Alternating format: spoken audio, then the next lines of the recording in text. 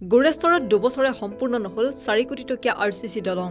গুৰেশ্বৰ ৰাজহ চক্ৰৰ অন্তৰ্গত বাৰিগাঁৱত 2024 চনৰ 14 মাৰ্চত মুখ্যমন্ত্ৰীৰ গুডউইল মিছন প্ৰকল্পৰ অধীনত দলং নিৰ্মাণৰ কামৰ শুভাৰম্ভণি কৰা হৈছিল। বাৰিগাঁও নাওকটা সংযোগী পথত এই দলং নিৰ্মাণৰ দায়িত্ব লাভ কৰিছিল তামুলপুৰ জিলা বিজেপিৰ নেতা তথা ঠিকাদাৰ ভজন দাসে। ভজন দাসে দলং নিৰ্মাণৰ কামৰ আৰম্ভণি কৰিলে ঠিকেই, কিন্তু পৰৱৰ্তী সময়ত প্ৰায় 45% কাম কৰি বাকী কাম বন্ধ ৰাখে।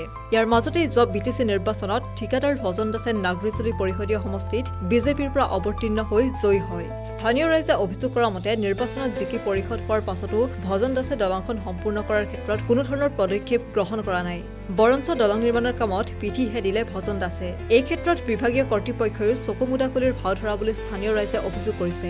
এই দলংখন অসম্পূৰ্ণ হৈ থকাত স্থানীয় ৰাইজ ক্ষুব্ধ হৈ পৰিছে। ক্ষুব্ধ ৰাইজে দলং নিৰ্মাণত সঠিকভাৱে সা-সামগ্ৰী ব্যৱহাৰ নকৰা বুলিও অভিযোগ কৰিছে। বৰষুণ দিলেই যাতায়াত ব্যাহত হৈ পৰা এই পথটোত শীঘ্ৰেই দলংখন সম্পূৰ্ণ কৰি দিবলৈ স্থানীয় ৰাইজে ভজন দাসক দাবী জনায়।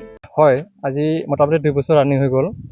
কি কাৰণত বা হোৱা নাই এতিয়া তেখেতসকলেহে জানিব। তাৰমানে নিয়মমতেতো চৰকাৰী বিভাগীয় আমলাবিলাকে দায়িত্ব থকা অফিচাৰ ইঞ্জিনিয়াৰবিলাকে অলপ তদন্ত দিব লাগে ঠিকাদাৰে কি কাৰণে হেমাহি কৰি আছে। নিয়মমতে চৰকাৰৰ ফালৰ পৰা তেখেতসকলে প্ৰেছাৰ দিব লাগে ঠিকাদাৰবিলাকক। আজিলৈকে কোনো ইঞ্জিনিয়াৰ অফিচাৰ এতিয়ালৈকে আহি পেলাই ইয়াতে ছাৰ্ভে কৰা আমি দেখা নাই। আৰু আজিলৈকে ৰাইজে এনেকুৱা ভুক্তভোগী হৈ আছে, এনেকুৱা মানে বাৰিষা হ'লেতো যাবই নোৱাৰে। এতিয়া স্কুলৰ ল'ৰা ছোৱালীবিলাক সিফালে এখন স্কুল আছে, সিফালে যায় সকলো মানুহ, সিফালে বাৰিষা হ'লে সকলো বঞ্চিত হ'ব লগা হয়। আৰু লগতে জনসাধাৰণ এতিয়া খৰালি মাহতো কেতিয়াবা বৰষুণ দিলে এনেকুৱা যন্ত্ৰণা ভুগিবলগীয়া হয়। গতিকে সেইবিলাক আমাৰ লোকেল কিছুমান EM হওক MCL হওক সেইবিলাক অলপ তদন্ত কৰিব লাগে। তেখেতসকলক আজিলৈকে আহি এতিয়ালৈকে ছাৰ্ভে কিবা পৰিদৰ্শন কৰি পেলাই কিবা চলুচন দিয়া আমি দেখা নাই এতিয়ালৈকে। সেইকাৰণে আমি তেখেতসকলক ধিক্কাৰ দিছোঁ। কাৰণ তেখেতসকলে আজিলৈকে এখন দলং এখন RCC বনাওঁতে যেনেকুৱা টাইমত বনাব লাগিছিলে আজিলৈকে পৰা নাই। আজি 1.5 বছৰ নহয় 2 বছৰ ভৰি দিছে। আৰু লগতে কামৰ যিখিনি হেৰি দেখিছোঁ আমিতো দেখা পাওঁতে ৰ'দবিলাক সৰু সৰু যথেষ্ট হৈছে। যিখিনি দিব লাগে সেইখিনি তেখেতসকলে দিয়া নাই ঠিকাদাৰসকলে। এতিয়া আমি ৰাইজে অভিযোগ দিলোঁ কি হ'ব, এনে অকণমান হেৰি কৰিব তাৰপিছত আখবৰে একেই নাই। গতিকে সেইবিলাক কাম যদি মানে অফিচৰ পৰা ওপৰৰ পৰা অৰ্ডাৰটো দিয়ে, আমলাবিলাকৰ পৰা ইঞ্জিনিয়াৰবিলাকে যদি ঠিকাদাৰক প্ৰেছাৰ দিয়ে, তেতিয়া নিশ্চয় ঠিকাদাৰে সেইখিনি কাম কৰিবলগীয়া বাধ্য হ'ব বুলি মই ভাবোঁ। বাৰিষা কালত আপোনালোকৰ দুখন গাঁৱৰ অহা যোৱাটো বন্ধ হৈ যায়? একেবাৰে টোটেলি বন্ধ হয়। কাৰণ বাৰিষা হ'লেতো একেবাৰে এতিয়া টেম্পৰাৰী এটা ৰ'ড বনাই দিছে, একেবাৰে চাপৰ, সেইটো এজাক বৰষুণ দিলে এইটো ডুবি যায়। এতিয়া যাবই নোৱাৰে, এইটো সম্ভৱেই নহয়। ক'ৰ পৰা ক'লৈকে যায় এই দলং?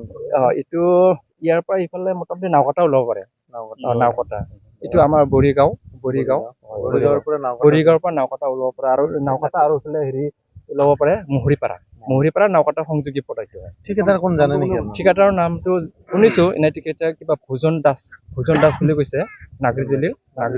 তেখেতে এজন পৰিষদৰ সমষ্টিত প্ৰাৰ্থিত্ব প্ৰদান কৰি পেলাই তেখেতে উইনাৰ হৈছে, ভাল লাগিছে। কিন্তু তেখেতে উইনাৰ হোৱাৰ পিছত কামটো যেনেকুৱা হ'ব লাগিছিলে সেইটো মানে ঢিলামিয়ে হৈ যোৱা আমি দেখিছোঁ। কাৰণ তেখেতে এতিয়ালৈকে দেখা দিয়া নাই। কিমান দিন ধৰি বন্ধ হয়? এতিয়া 2 বছৰ ৰানিং হৈছে কামটো, 2 বছৰ ৰানিং হ'ল। এইটো এনে শুনিব পৰা মতে 4 কোটি কিমান বা লাখ টকা বুলি আমি শুনিছোঁ, কিন্তু কিমান দূৰ সেইটো আমিও নাজানো। অন্যান্য বাতৰিৰ বাবে চাই থাকক নিউজ ডেস্ক ৰিপোৰ্ট।